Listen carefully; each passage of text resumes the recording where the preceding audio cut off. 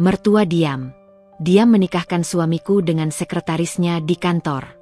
Detik itu juga aku labrak mereka dan ku tarik semua dana investasiku di perusahaannya. Hingga membuat mereka bersujud meminta maaf.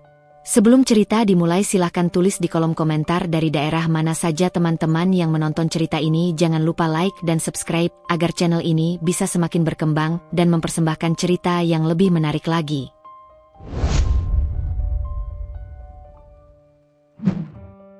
Pagi di rumah itu selalu dimulai dengan cara yang sama. Tidak ada suara tergesa, tidak ada teriakan, tidak pula percakapan panjang yang dipenuhi tawa. Semuanya berlangsung rapi, seolah telah disusun jauh hari dan tinggal dijalankan ulang setiap hari. Nadira bangun lebih dulu. Jam 6 tepat, tanpa alarm. Ia terbiasa menghitung waktu dengan presisi, bukan karena ambisi berlebihan, melainkan karena hidup terasa lebih terkendali ketika segala sesuatu berjalan sesuai perhitungan. Setelah merapikan tempat tidur, ia membuka jendela kamar, membiarkan udara pagi masuk perlahan. Cahaya matahari menyentuh lantai marmer dengan sudut yang sama seperti kemarin dan hari-hari sebelumnya. Ia berjalan ke kamar mandi, menyalakan shower, membiarkan air hangat membasahi tubuhnya. Tidak ada lagu yang diputar, tidak ada gumaman kecil. Nadira menyukai keheningan. Dalam diam, pikirannya bekerja lebih jernih. Di dapur, ia menyiapkan sarapan sederhana. 2 cangkir kopi, 1 hitam tanpa gula untuk dirinya, 1 dengan sedikit susu untuk Raka. Roti panggang, telur, dan buah yang telah dipotong rapi.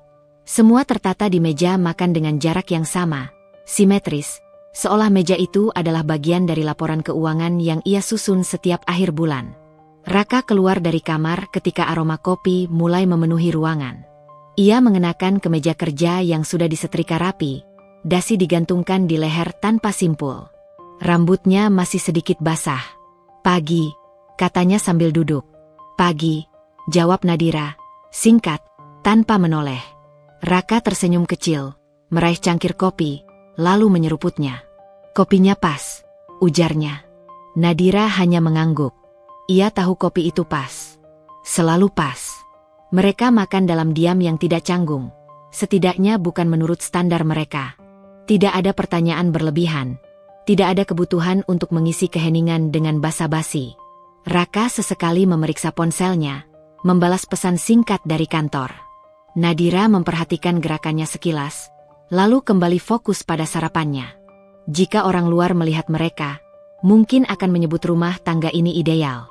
Tidak ada pertengkaran, tidak ada drama, tidak ada suara pintu dibanting. Semua berjalan tertib, aman. Namun, aman tidak selalu berarti hangat. Setelah sarapan, Raka berdiri, merapikan dasinya di depan cermin kecil dekat pintu. Nadira mengambil tas kerjanya. Meski hari itu ia tidak berencana ke kantor. Ia lebih sering bekerja dari rumah, mengatur laporan investasi dan memantau pergerakan dana melalui laptopnya. "Aku pulang agak malam," kata Raka, nada suaranya datar, seolah itu informasi biasa yang tidak memerlukan diskusi. "Rapat?" tanya Nadira. "Iya, sama tim." Nadira tidak bertanya tim yang mana. Ia sudah terbiasa tidak menanyakan detail yang tidak ditawarkan. Ia percaya, atau setidaknya memilih untuk percaya. Raka mendekat, mengecup kening Nadira sekilas. Gerakannya cepat, otomatis, seperti rutinitas lain yang harus diselesaikan sebelum berangkat. "Jangan lupa makan siang." "Aku tahu," jawab Nadira. Pintu tertutup, dan rumah kembali sunyi. Sunyi yang rapi. Nadira duduk di ruang kerja kecil di lantai 2. Dindingnya dipenuhi rak buku dan beberapa figura sederhana berisi foto-foto lama. Foto pernikahan mereka tergantung di sisi kanan meja. Ia dan Raka berdiri berdampingan, tersenyum ke arah kamera. Senyum yang tampak bahagia, meski jika diperhatikan lebih lama, senyum itu lebih mirip kesepakatan daripada luapan perasaan. Nadira membuka laptop, memeriksa laporan keuangan beberapa perusahaan tempat dananya ditanamkan. Salah satunya adalah perusahaan Raka. Ia tidak terlibat langsung dalam operasional, bukan karena tidak mampu, tetapi karena sejak awal ia memilih posisi di belakang layar. Keputusan itu dibuat bersama, atau setidaknya disetujui bersama. Ia percaya pada Raka. Dan lebih dari itu, ia percaya pada hitungan. Menjelang siang, bel pintu berbunyi. Nadira melirik jam, sedikit mengernyit. Ia tidak menunggu siapapun. Namun ketika membuka pintu, senyum tipis segera terbit di wajahnya. "Bu Ratna," sapanya. Mertua itu berdiri dengan senyum lebar, mengenakan pakaian yang tampak elegan tanpa berlebihan. Tas tangan bermerek tergantung di lengannya, rambutnya tersanggul rapi. Aroma parfum lembut langsung memenuhi ruang tamu. "Nadira, ibu cuma lewat," katanya sambil melangkah masuk tanpa menunggu dipersilakan. "Sekalian mau lihat-lihat." "Tentu," jawab Nadira, menutup pintu. Bu Ratna berjalan mengelilingi ruang tamu, matanya menyapu setiap sudut seolah sedang melakukan inspeksi. "Rumah ini selalu bersih," komentarnya. "Kamu memang pandai mengatur." "Terima kasih, Bu." Mereka duduk berhadapan. Nadira menyuguhkan teh hangat, disajikan dalam cangkir porselen kesukaan Bu Ratna. Ia hafal betul kebiasaan mertuanya itu. "Raka sibuk sekali akhir-akhir ini," kata Bu Ratna sambil mengaduk teh perlahan. "Pulang malam terus." "Iya, Bu. Perusahaan sedang banyak proyek," jawab Nadira. Nada suaranya netral. Bu Ratna mengangguk, lalu tersenyum kecil. "Kamu tidak keberatan, kan? Namanya juga laki-laki, karir itu penting." "Tidak, Bu," kata Nadira. "Selama pekerjaannya jelas." Bu Ratna menatapnya sejenak, seolah menimbang sesuatu. "Kamu ini terlalu tenang, Nadira. Kadang ibu heran." Nadira membalas tatapan itu dengan senyum sopan. "Tenang membuat hidup lebih mudah." Bu Ratna mengangguk pelan. "Tapi jangan sampai terlalu percaya." Kalimat itu meluncur ringan, hampir seperti nasihat biasa. Nadira menangkapnya, menyimpannya di sudut pikirannya, tanpa reaksi berlebihan. Mereka berbincang tentang hal-hal sepele. Tentang cuaca, tentang kenalan Bu Ratna yang anaknya baru menikah, tentang perkembangan perusahaan Raka yang menurut Bu Ratna, harusnya bisa lebih besar lagi. "Kamu jarang ke kantor," ujar Bu Ratna di sela-sela obrolan. "Padahal danamu paling besar di situ." Nadira tersenyum. "Saya percaya pada Raka." Bu Ratna tertawa kecil. "Percaya itu bagus. Tapi mengawasi juga perlu." Tidak ada nada menghakimi dalam suaranya. Semuanya dibungkus manis, seperti permen yang terlihat tidak berbahaya. Setelah Bu Ratna pamit, rumah kembali sunyi. Nadira membereskan cangkir, lalu kembali ke ruang kerjanya. Namun pikirannya sedikit terganggu. Bukan oleh perkataan Bu Ratna, melainkan oleh cara perkataan itu disampaikan. Terlalu halus, terlalu terukur. Sore hari, Nadira menerima pesan singkat dari Raka. Ia mengatakan akan makan malam di luar bersama tim. Nadira membalas singkat, menyuruhnya hati-hati di jalan. Ia makan malam sendirian. Menu sederhana, seperti biasa. Tidak ada rasa kecewa, tidak ada rasa kesepian yang menyesakkan.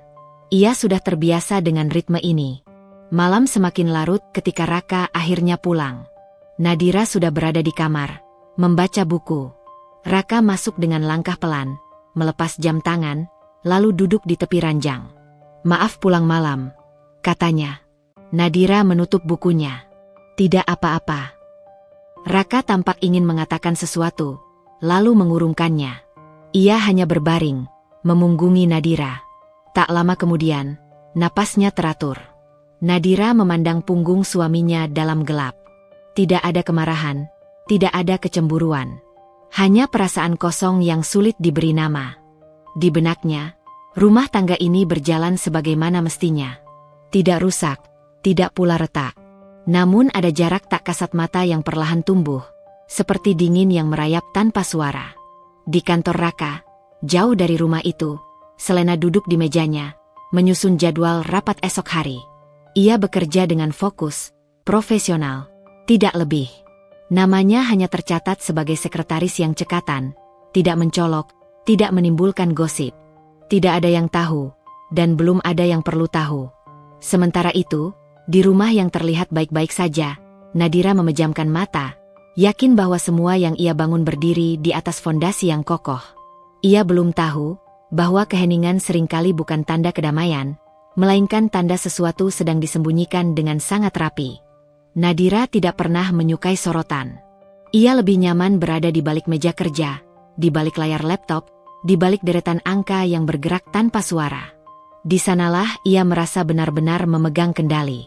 Bukan dengan perintah keras, bukan dengan suara tinggi, melainkan dengan keputusan yang diambil berdasarkan perhitungan matang. Perusahaan Raka tidak lahir dari keberanian semata. Ia lahir dari tabungan yang dikumpulkan Nadira sejak bertahun-tahun sebelum mereka menikah. Dari investasi kecil yang ia pindahkan dengan hati-hati, dari keuntungan yang tidak ia habiskan, dari gaya hidup yang selalu dijaga agar tidak melampaui kebutuhan. Ketika Raka mengajukan gagasan tentang membangun usaha sendiri, Nadira adalah orang pertama yang duduk bersamanya, membuka catatan, dan bertanya bukan tentang mimpi, tetapi tentang angka. Berapa modal awal? Berapa risiko? Berapa lama waktu yang dibutuhkan untuk mencapai titik impas? Raka menyebutnya terlalu kaku saat itu. Namun, tanpa kekakuan itu, perusahaan tidak akan pernah berdiri. Nadira masih mengingat hari ketika ia mentransfer dana pertama ke rekening perusahaan yang baru saja dibuat. Tidak ada seremoni. Tidak ada doa panjang. Hanya konfirmasi transfer dan satu pesan singkat dari Raka yang berbunyi terima kasih. Pesan yang sederhana, tapi cukup membuatnya merasa telah mengambil keputusan yang tepat. Ia tidak meminta namanya dicantumkan di struktur manajemen. Tidak juga menuntut jabatan simbolis. Bagi Nadira, posisi formal seringkali hanya mengundang kerumitan. Ia memilih menjadi investor pasif, pengamat yang sesekali dimintai pendapat. Raka menyetujui itu tanpa banyak keberatan. Saat itu, ia bahkan tampak lega. Aku lebih tenang kalau kamu di belakang layar, kata Raka suatu malam. Kalau ada apa-apa, kita bisa bicarakan tanpa campur tangan orang lain. Dan mereka memang sering berbicara. Bukan dengan nada emosional, melainkan seperti dua rekan kerja yang saling menghormati batas. Raka akan membawa laporan keuangan ke meja makan, membentangkannya di antara piring dan gelas. Nadira akan membaca dengan teliti, mengernyit di beberapa bagian, lalu mengajukan pertanyaan yang membuat Raka terdiam cukup lama sebelum menjawab. Biaya operasional naik terlalu cepat, katanya suatu kali. Karena ekspansi, jawab Raka. Ekspansi harus sejalan dengan arus kas, balas Nadira, datar. Tidak ada pertengkaran dalam percakapan itu. Tidak ada nada meninggi. Raka justru sering mengangguk, mencatat, lalu mengubah strategi sesuai saran Nadira. Ia mempercayai logika istrinya, meski kadang merasa tersentil karena logika itu jarang memberi ruang bagi ego. Seiring waktu, perusahaan berkembang. Cabang dibuka. Jumlah karyawan bertambah. Nama Raka mulai dikenal di lingkaran bisnis yang lebih luas. Nadira tetap di rumah, mengelola investasinya, memantau pergerakan dana, dan sesekali menghadiri acara formal jika diperlukan. Ia hadir, tapi tidak menonjol. Orang-orang mengenalnya sebagai istri direktur, bukan sebagai fondasi perusahaan. Dan Nadira tidak keberatan dengan itu. Ia merasa cukup dengan mengetahui bahwa setiap keputusan besar yang diambil Raka masih melewati pertimbangannya. Setidaknya, itulah yang ia yakini. Suatu sore, Raka pulang lebih awal dari biasanya. Ia membawa map tebal dan wajah yang tampak lelah. Nadira sedang duduk di ruang kerja, memeriksa laporan triwulan dari salah satu investasinya di luar perusahaan Raka. Kamu ada waktu? Tanya Raka dari ambang pintu. Nadira menutup laptopnya. Ada. Ada apa? Raka duduk di kursi seberangnya, membuka map, lalu menggeser beberapa lembar kertas ke arah Nadira. Aku mau minta pendapatmu soal ini. Nadira membaca dengan saksama. Proposal kerjasama. Angka-angka yang tampak menjanjikan, tapi dengan risiko tersembunyi yang cukup besar. Ia menarik napas pelan. Siapa yang mengajukan ini? Tanyanya. Tim marketing. Juga ada masukan dari ibu. Jawab Raka. Nadira mendongak. Bu Ratna. Raka mengangguk. Ibu bilang ini peluang besar. Nadira kembali menatap dokumen di hadapannya. Peluang besar biasanya datang dengan risiko besar. Kamu sudah hitung skenario terburuknya? Raka terdiam. Belum sedetail ini. Nadira mengambil pulpen, mulai mencoret-coret beberapa angka di marin kertas. Kalau kerja sama ini gagal, dampaknya ke arus kas bisa signifikan. Kamu harus siap menutup lubang ini dengan dana cadangan. Raka menghela napas. Aku tahu. Makanya aku tanya kamu. Percakapan itu berakhir tanpa keputusan final. Raka membawa pulang dokumen itu, berjanji akan menghitung ulang. Nadira merasa puas. Bukan karena pendapatnya diikuti, melainkan karena masih diminta. Namun, di sela-sela diskusi seperti itu, perlahan ada hal-hal kecil yang berubah. Raka mulai membawa laporan yang sudah diringkas, bukan data mentah seperti dulu. Beberapa keputusan disebutkan setelah terjadi, bukan sebelum diambil. Nadira mencatat perubahan itu, tapi belum menaruh curiga. Ia menganggapnya bagian dari pertumbuhan perusahaan, dari kepercayaan diri Raka yang meningkat. Di sisi lain, Bu Ratna semakin sering menyebut perusahaan dalam percakapan mereka. Setiap kunjungannya ke rumah selalu disertai pertanyaan tentang perkembangan usaha Raka. Nadira menjawab seperlunya, menjaga agar tidak terdengar defensif. Sekarang Raka sudah punya sekretaris yang andal, kata Bu Ratna suatu hari sambil tersenyum. Namanya Selena. Anak muda, cekatan, dan tahu cara bekerja. Oh, jawab Nadira. Bagus kalau begitu. Ibu yang merekomendasikan, lanjut Bu Ratna. Perusahaan sebesar itu butuh orang yang bisa dipercaya. Nadira mengangguk. Ia tidak merasa perlu menanggapi lebih jauh. Sekretaris adalah posisi penting, tapi bukan sesuatu yang perlu ia campuri. Ia percaya Raka cukup bijak memilih orang. Nama Selena mulai muncul lebih sering. Dalam cerita Raka tentang rapat yang berjalan lancar. Dalam pesan singkat yang masuk di ponsel Raka larut malam, yang katanya dari kantor. Nadira tidak membaca pesan-pesan itu. Ia tidak merasa berhak, dan tidak merasa perlu. Baginya, kepercayaan bukan sesuatu yang harus diawasi dengan ketat. Kepercayaan adalah keputusan sadar. Namun, Bu Ratna tampaknya memiliki pandangan berbeda. Dalam satu kesempatan, ia datang tanpa memberi kabar, membawa beberapa dokumen perusahaan yang dicetak rapi. Ibu kebetulan ke kantor, katanya sambil meletakkan dokumen di meja makan. Sekalian lihat-lihat. Nadira menatap dokumen itu sekilas. Laporan internal yang seharusnya hanya beredar di lingkaran tertentu. Ibu ke kantor. Iya. Ibu ingin tahu sejauh mana perkembangan usaha Raka. Sebagai orang tua, wajar, kan? Tentu, jawab Nadira, meski ada nada tidak nyaman yang sulit ia abaikan. Bu Ratna duduk, membuka salah satu dokumen, lalu menunjuk angka tertentu. Biaya ini kenapa besar sekali? Nadira meliriknya. Itu untuk ekspansi cabang baru. Menurut ibu terlalu berani, kata Bu Ratna. Untung Raka sekarang dikelilingi orang-orang yang bisa mengimbangi. Maksud ibu? Ya, seperti Selena. Dia teliti, cepat tanggap. Tidak seperti beberapa orang yang terlalu percaya dan tidak mau turun langsung. Kalimat itu diucapkan dengan nada ringan, hampir bercanda. Nadira tersenyum tipis, meski dadanya terasa sedikit mengeras. Setiap orang punya peran, katanya akhirnya. Saya memilih peran di balik layar. Bu Ratna mengangguk, tapi sorot matanya menunjukkan sesuatu yang lain. Seolah peran di balik layar tidak lagi dianggap cukup. Malam itu, Nadira kembali membuka laporan keuangan perusahaan Raka.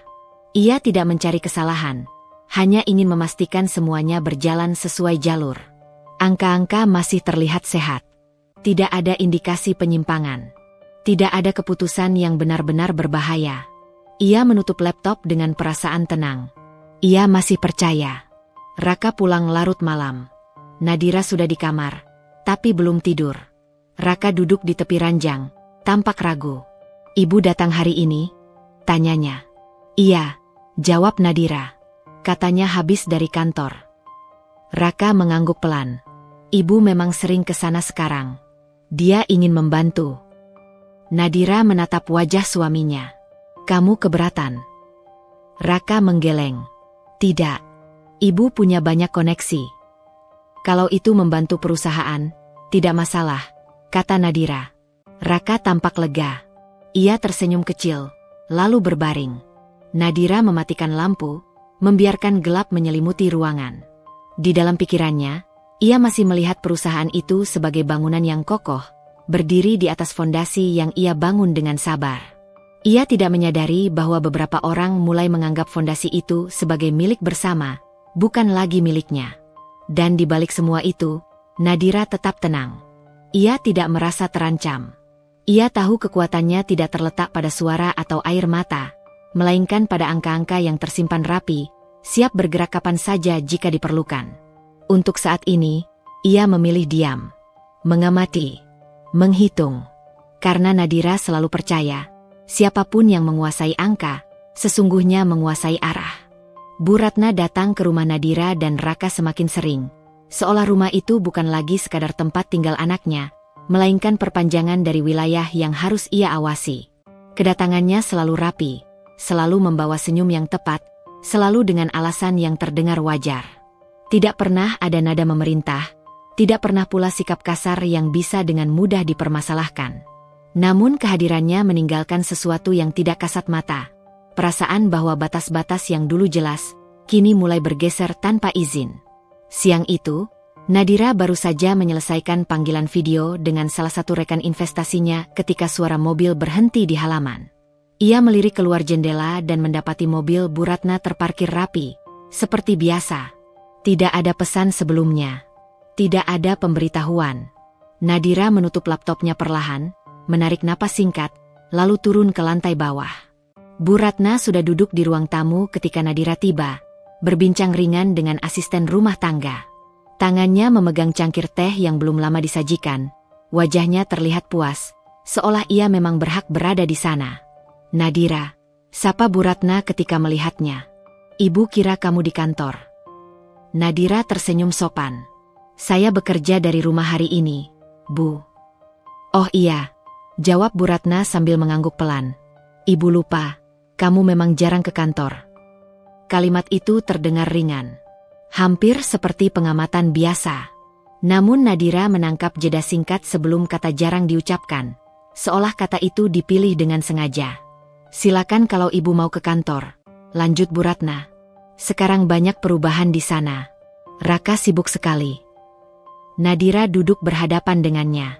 "Perusahaan memang sedang berkembang." "Wajar," kata Bu Ratna. "Namanya juga usaha keluarga. Kalau sudah besar, harus dijaga ramai-ramai." Nadira menatap Bu Ratna dengan tenang. "Usaha keluarga, maksud ibu?" Bu Ratna tersenyum, seolah pertanyaan itu tidak membutuhkan jawaban serius. "Ya tentu saja. Raka yang membangun, ibu yang mendukung sejak awal. Kamu juga membantu, kan?" "Kamu juga membantu." Kata itu meluncur tanpa tekanan, tanpa nada merendahkan, tapi cukup jelas untuk membedakan posisi. Nadira mengangguk pelan. "Saya memang berinvestasi," katanya. "Nah, itu," sahut Bu Ratna cepat. "Modal memang penting. Tapi mengurus usaha itu beda lagi. Tidak semua orang cocok." Nadira tidak langsung menjawab. Ia membiarkan kalimat itu menggantung, menunggu apakah Bu Ratna akan menambahkan sesuatu. Namun Bu Ratna hanya menyeruput tehnya, lalu meletakkan cangkir dengan gerakan pelan. "Ibu tadi dari kantor," katanya kemudian. "Raka sedang rapat, tapi Selena yang menemani ibu berkeliling." "Selena?" tanya Nadira. "Iya, sekretarisnya itu. Anak itu cekatan sekali. Tahu semua data. Bahkan beberapa hal yang Raka sendiri kadang lupa." Nadira mengangguk. "Itu bagus." "Bagus sekali," ulang Bu Ratna. "Makanya ibu bilang ke Raka, sekarang dia sudah punya orang-orang yang tepat di sekelilingnya. Tidak perlu khawatir sendirian." Sekali lagi, kalimat itu terdengar seperti dukungan. Namun Nadira merasakan sesuatu yang lain. Seolah kata sendirian diarahkan kepadanya, bukan kepada Raka. Sore itu, Raka pulang lebih cepat dari biasanya. Ia masuk dengan wajah lelah, tapi berusaha tersenyum ketika melihat ibunya masih di rumah. "Ibu belum pulang?" tanyanya. "Belum," jawab Bu Ratna. "Ibu sekalian menunggu kamu. Ada beberapa hal soal kantor yang ingin ibu bicarakan." Raka melirik Nadira sekilas, lalu duduk di samping ibunya. "Bicarakan sekarang." "Iya," kata Bu Ratna. "Toh Nadira juga ada." Nada suaranya seolah memberi kesan bahwa kehadiran Nadira adalah bonus, bukan bagian inti dari pembicaraan. Bu Ratna mulai menjelaskan beberapa hal yang ia lihat di kantor, tentang tata letak ruangan, tentang kebiasaan karyawan, tentang bagaimana menurutnya alur kerja bisa dibuat lebih efisien. Raka mendengarkan, sesekali mengangguk. Nadira ikut mendengarkan, tapi tidak menyela. Ia tahu kapan harus berbicara, dan kapan lebih baik diam. "Menurut Ibu," kata Bu Ratna di akhir penjelasannya, "perusahaan ini sudah waktunya dikelola lebih serius. Tidak bisa hanya mengandalkan satu orang." Raka mengangguk lagi. "Aku setuju, Bu. Kamu harus punya tim yang solid," lanjut Bu Ratna. "Orang-orang yang benar-benar fokus di sana, yang setiap hari melihat langsung apa yang terjadi." Ia berhenti sejenak, lalu menatap Nadira. Bukan hanya dari laporan. Nadira membalas tatapan itu tanpa ekspresi. Laporan ada untuk memastikan semuanya terukur. Bu Ratna tersenyum. "Tentu. Tapi laporan tidak selalu menunjukkan segalanya." Raka tidak menengahi. Ia hanya menunduk, memainkan jari-jarinya di atas lutut. Diamnya terasa berat, bukan karena ia setuju atau tidak setuju, melainkan karena ia memilih untuk tidak memilih. Percakapan itu berakhir tanpa kesimpulan. Bu Ratna pamit dengan senyum yang sama seperti saat datang. Raka mengantar ibunya sampai ke pintu, lalu kembali masuk ke rumah dengan langkah pelan. "Kamu capek?" tanya Nadira. Raka menghela napas. "Sedikit." "Mau makan dulu?" "Nanti saja," jawab Raka. "Aku mau mandi." Ia berlalu tanpa menambahkan apapun. Nadira berdiri di ruang tamu, memandang pintu kamar mandi yang tertutup. Ada sesuatu yang mulai terasa tidak seimbang, meski belum cukup jelas untuk disebut masalah. Hari-hari berikutnya, Bu Ratna semakin sering muncul dalam cerita tentang kantor. Raka menyebut namanya ketika membahas keputusan tertentu. Tentang vendor yang direkomendasikan ibunya. Tentang klien yang katanya kenalan lama keluarga. Tentang rapat-rapat kecil yang dihadiri Bu Ratna meski ia tidak memiliki jabatan resmi. Nadira mendengarkan semuanya dengan tenang. Ia tidak melarang, tidak juga menyindir. Namun ia mulai mencatat dalam pikirannya, bukan dengan emosi, melainkan dengan ketelitian yang sama seperti saat ia mengamati angka-angka di laporan keuangan. Suatu malam, ketika mereka sedang makan malam berdua, Raka tiba-tiba berkata, "Ibu bilang kamu sebaiknya lebih sering ke kantor." Nadira mengangkat wajahnya. "Kamu ingin aku ke sana?" Raka terdiam sejenak. "Tidak juga. Maksudnya, mungkin ada baiknya." "Baiknya untuk siapa?" tanya Nadira. Raka tidak langsung menjawab. Ia mengaduk makanannya perlahan. "Untuk perusahaan." Nadira menatapnya lekat-lekat. "Atau untuk ibumu?" Raka mengangkat bahu. "Ibu hanya ingin membantu." "Dan kamu?" tanya Nadira lagi. "Apa yang kamu inginkan?" Raka menarik napas panjang. "Aku ingin semuanya berjalan lancar." Nadira tersenyum tipis.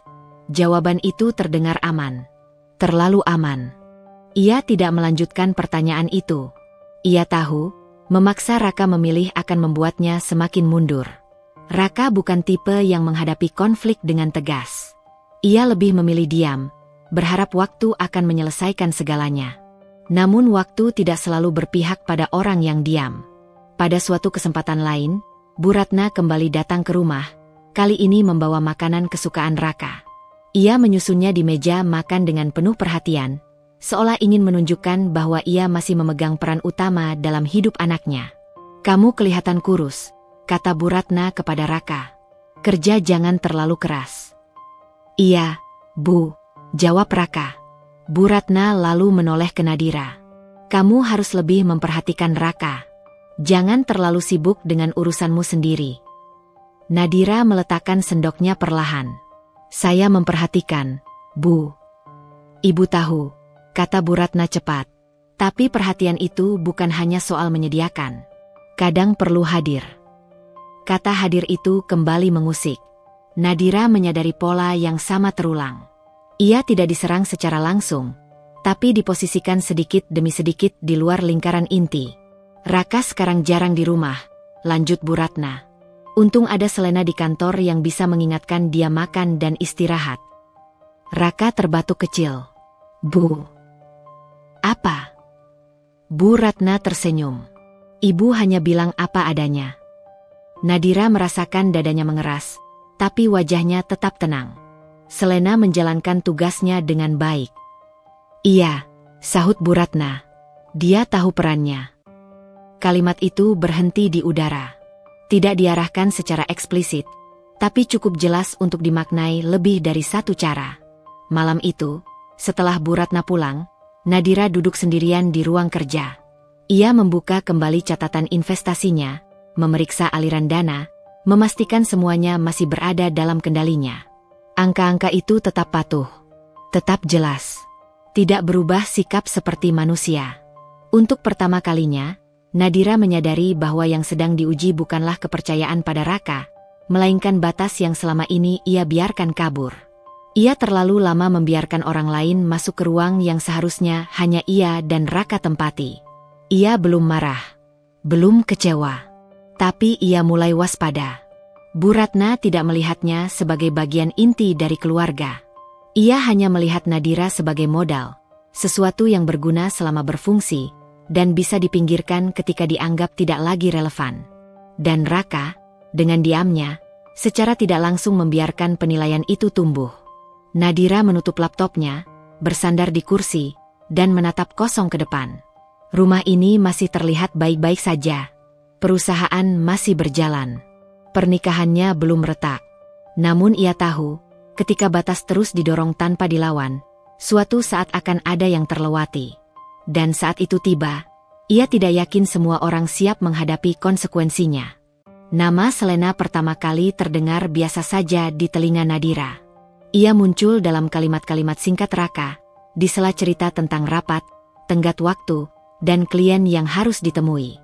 Tidak ada nada istimewa ketika Raka menyebutnya, tidak pula ekspresi berlebihan yang bisa menimbulkan prasangka. Selena hanyalah bagian dari pekerjaan. Begitulah Nadira menempatkannya sejak awal. Namun, semakin hari, nama itu muncul dengan ritme yang konsisten. Tidak mengganggu, tidak mencolok, tetapi cukup sering untuk disadari. Selena sudah susun jadwal minggu depan, kata Raka suatu malam sambil membuka laptop. Selena ingatkan aku soal makan siang, katanya di lain waktu. Atas saran Selena, rapat dipindah ke pagi. Nadira mendengarkan semuanya dengan sikap yang sama seperti biasanya. Ia tidak bertanya lebih jauh, tidak pula menyela. Dalam pikirannya, sekretaris memang seharusnya begitu, mengatur, mengingatkan, memastikan semuanya berjalan efisien. Jika Selena melakukan pekerjaannya dengan baik, itu justru kabar baik bagi perusahaan. Untuk pertama kalinya, Nadira bertemu Selena secara langsung pada sebuah acara makan malam resmi yang diadakan oleh salah satu rekan bisnis Raka. Acara itu tidak besar, hanya pertemuan beberapa orang penting yang ingin menjaga hubungan tetap hangat. Nadira hadir mendampingi Raka, mengenakan gaun sederhana dengan potongan rapi. Ia tidak suka tampil mencolok, apalagi di lingkungan yang penuh kalkulasi. Selena berdiri tidak jauh dari Raka ketika mereka tiba. Rambutnya disanggul rapi, wajahnya bersih tanpa riasan berlebihan. Pakaian kerjanya sederhana, tetapi jatuh dengan pas, menunjukkan bahwa ia tahu cara menempatkan diri. Ketika melihat Raka, Selena langsung mendekat, menyodorkan map tipis dan membisikkan sesuatu dengan nada profesional. Pak Raka, setelah ini Bapak ada waktu 15 menit sebelum bertemu Pak Hendra, katanya. Baik, jawab Raka singkat. Selena baru menyadari kehadiran Nadira beberapa detik kemudian. Ia langsung menunduk sopan. Selamat malam, Bu Nadira. Saya Selena. Nada suaranya tenang, tidak dibuat-buat. Tatapannya terbuka, tidak menghindar, tidak pula berlebihan. Nadira menjabat tangannya. Senang bertemu denganmu, kata Nadira. Senang bertemu ibu juga, jawab Selena. Pak Raka sering menyebut ibu. Kalimat itu terdengar wajar, bahkan sopan. Namun Nadira menangkapnya sebagai informasi, bukan pujian. Sepanjang acara, Selena berada di jarak yang tepat. Tidak terlalu dekat, tidak terlalu jauh. Ia memastikan Raka tahu urutan agenda, mengingatkan waktu dengan isyarat halus, dan mundur kembali setelah tugasnya selesai. Tidak ada sentuhan, tidak ada tawa yang berlebihan, tidak pula percakapan pribadi yang mencurigakan. Nadira memperhatikan semuanya dengan tenang. Ia tidak merasa terancam. Namun ia mencatat. Dalam perjalanan pulang, Raka tampak lelah. Nadira menyetir malam itu, membiarkan Raka bersandar di kursi penumpang. Selena kelihatannya kompeten, kata Nadira akhirnya. Iya, jawab Raka tanpa ragu. Dia cepat tanggap. Banyak membantu. Kamu nyaman bekerja dengannya? Tanya Nadira. Raka menoleh. Tentu. Dia profesional. Jawaban itu singkat, tidak defensif.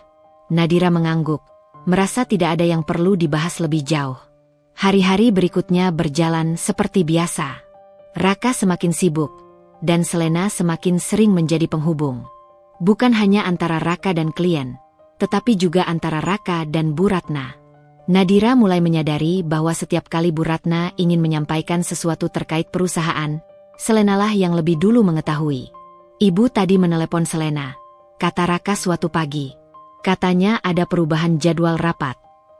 Oh, jawab Nadira. Kenapa tidak langsung ke kamu? Katanya kamu sedang rapat, dan Selena yang pegang agenda. Nadira tidak berkomentar. Ia tahu, dalam struktur kerja, itu masuk akal. Namun tetap saja, ada pergeseran kecil yang terasa.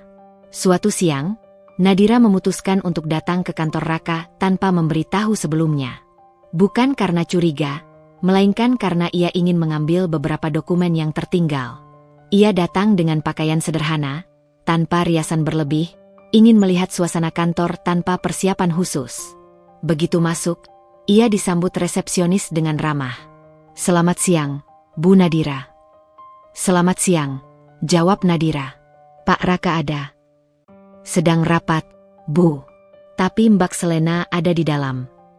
Nadira mengangguk dan berjalan menuju ruang sekretaris. Selena sedang duduk di mejanya, mengetik cepat, dengan beberapa layar terbuka di hadapannya. Ketika melihat Nadira, ia segera berdiri. Bu Nadira, sapanya. Ada yang bisa saya bantu? Saya mau ambil dokumen di ruang Pak Raka, kata Nadira. Baik, jawab Selena. Saya ambilkan. Selena bergerak cepat, mengambil kunci, lalu membuka ruang kerja Raka. Ia tahu persis di mana dokumen itu disimpan. Nadira memperhatikan tanpa komentar. Pak Raka minta laporan ini disiapkan ulang, kata Selena sambil menunjuk map lain. Beliau mungkin akan membutuhkannya sore ini. Nadira mengangguk. Terima kasih. Kalau ada yang ibu perlukan, silakan beritahu saya, lanjut Selena. Saya selalu di sini.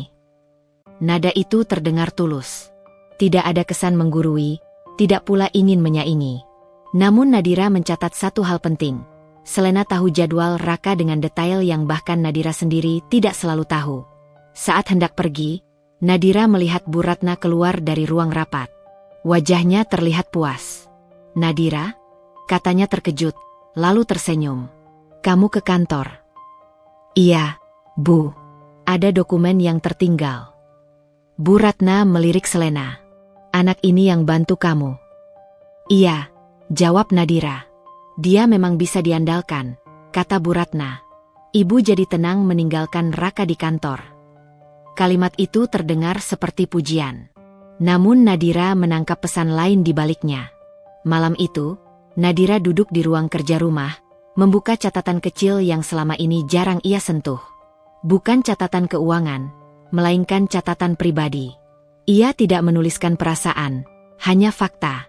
Selena mengatur jadwal Raka. Selena penghubung Bu Ratna dan kantor. Selena tahu detail operasional harian. Tidak ada satupun poin yang salah. Semuanya masih dalam batas profesional. Nadira menutup buku itu, merasa tidak ada yang perlu dipermasalahkan. Namun, ia mulai menyadari satu hal. Kehadiran Selena begitu sempurna hingga tidak menyisakan ruang kosong. Tidak ada celah bagi Nadira untuk merasa dibutuhkan dalam hal-hal kecil yang dulu sering dibicarakan bersama Raka. Raka tidak berubah sikap padanya. Ia tetap sopan, tetap perhatian dengan caranya sendiri. Namun banyak hal kini berjalan tanpa perlu persetujuan atau pendapat Nadira terlebih dahulu. Bukan karena ia dikesampingkan, melainkan karena sistem baru yang bekerja terlalu efisien. Dan Selena adalah bagian penting dari sistem itu. Suatu malam, ketika Raka sudah tertidur, ponselnya bergetar pelan. Nadira melirik layar sekilas, tidak membuka pesan. Nama Selena muncul sebagai pengirim. Ia mengalihkan pandangan, memilih tidak tahu isi pesan itu. Bukan karena takut, bukan karena cemburu, melainkan karena ia ingin tetap percaya. Namun kepercayaan, pikir Nadira, bukan berarti menutup mata. Kepercayaan adalah pilihan sadar untuk tetap tenang sambil memperhatikan. Dan malam itu, di rumah yang tetap sunyi dan rapi, Nadira menyadari bahwa ada orang lain yang kini memegang banyak informasi tentang hidup suaminya. Bukan sebagai ancaman, bukan pula sebagai kekasih tersembunyi. Hanya sebagai seseorang yang terlalu hadir, terlalu tahu, dan terlalu sempurna. Belum ada yang salah. Belum ada yang bisa disalahkan. Tapi dalam keheningan yang sama seperti hari-hari sebelumnya, Nadira mencatat satu hal lagi di benaknya. Sesuatu yang terlalu sempurna seringkali menyembunyikan pergeseran besar yang baru terasa ketika semuanya sudah telanjur berubah. Perubahan itu tidak datang dengan suara keras. Tidak ada pengumuman resmi, tidak ada rapat mendadak, tidak pula pertengkaran yang mengoyak malam. Perubahan itu hadir seperti pergeseran arah angin. Hanya terasa jika seseorang cukup peka untuk memperhatikannya. Nadira pertama kali menyadarinya dari sebuah email. Pagi itu, ia duduk di ruang kerja rumahnya, membuka laptop seperti biasa, memeriksa laporan investasi yang masuk ke surelnya. Sebagian besar adalah laporan rutin, angka-angka yang bergerak dalam pola yang bisa ia pahami. Namun di antara email-email itu, ada satu yang membuatnya berhenti sejenak. Subjeknya sederhana. Pembaruan struktur internal. Pengirimnya adalah Bagas, kepala keuangan perusahaan Raka.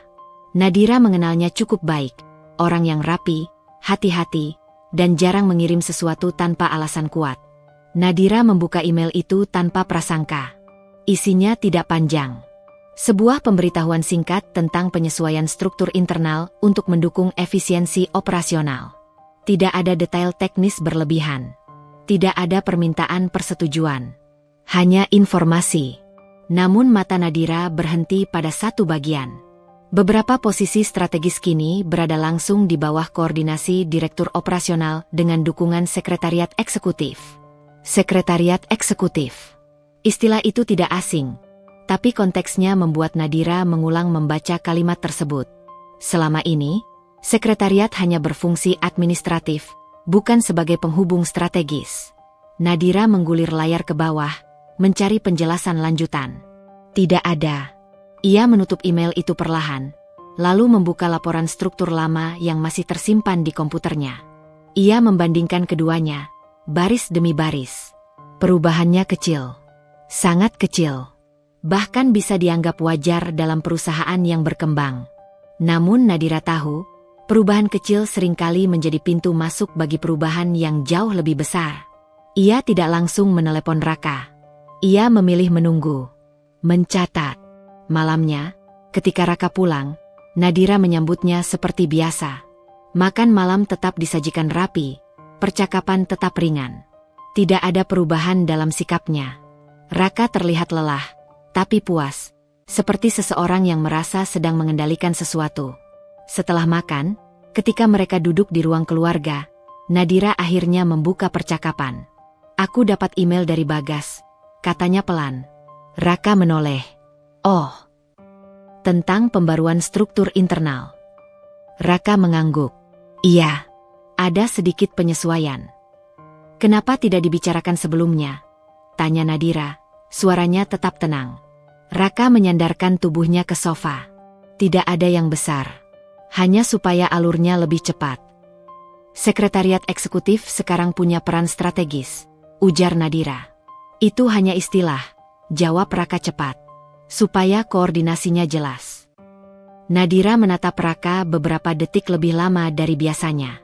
Siapa yang mengusulkan? Raka terdiam sejenak. Tim. Juga ibu. Nadira mengangguk pelan. Dan kamu setuju? Iya, jawab Raka. Aku ingin mencoba mengelola lebih mandiri. Kata mandiri itu diucapkan dengan nada yang terdengar positif, hampir membanggakan. Nadira menangkapnya bukan sebagai penolakan, melainkan sebagai pernyataan jarak. Aku tidak bermaksud menyingkirkan kamu, lanjut Raka, seolah membaca pikiran Nadira. Aku hanya ingin belajar berdiri sendiri. Nadira tersenyum tipis. Aku tidak merasa disingkirkan. Dan itu benar. Setidaknya, belum. Hari-hari berikutnya, Nadira mulai melihat dampak dari penyesuaian itu. Beberapa keputusan besar muncul sebagai informasi, bukan diskusi. Kerja sama baru diumumkan setelah ditandatangani. Perubahan vendor terjadi tanpa pertimbangan panjang yang biasanya melibatkan dirinya. Setiap kali Nadira bertanya, Raka selalu punya jawaban yang masuk akal. Waktunya mepet. Kesempatannya tidak bisa ditunda. Tim sudah membahasnya. Dan setiap jawaban itu benar. Secara teknis. Secara administratif. Namun Nadira merasakan sesuatu yang lain. Bukan pengkhianatan emosional, melainkan pergeseran peran yang terjadi tanpa kesepakatan bersama. Ia masih investor terbesar. Dananya masih menjadi penopang utama. Tapi suaranya perlahan berubah dari penentu menjadi penonton. Suatu siang, Nadira kembali datang ke kantor.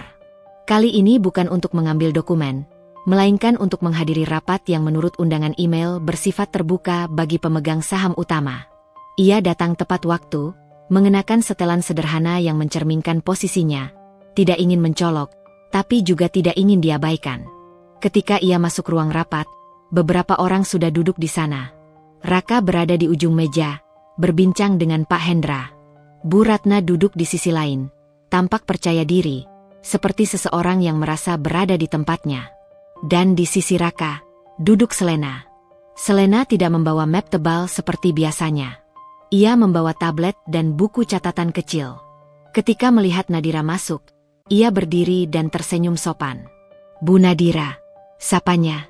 Selena, jawab Nadira singkat. Rapat dimulai tanpa seremoni. Agenda dibahas cepat, efisien. Nadira mendengarkan dengan saksama. Ia mencatat, mengamati. Selena sesekali membisikkan sesuatu pada Raka, menunjukkan data di tabletnya. Tidak ada yang aneh. Tidak ada yang tidak pantas. Namun Nadira menyadari satu hal.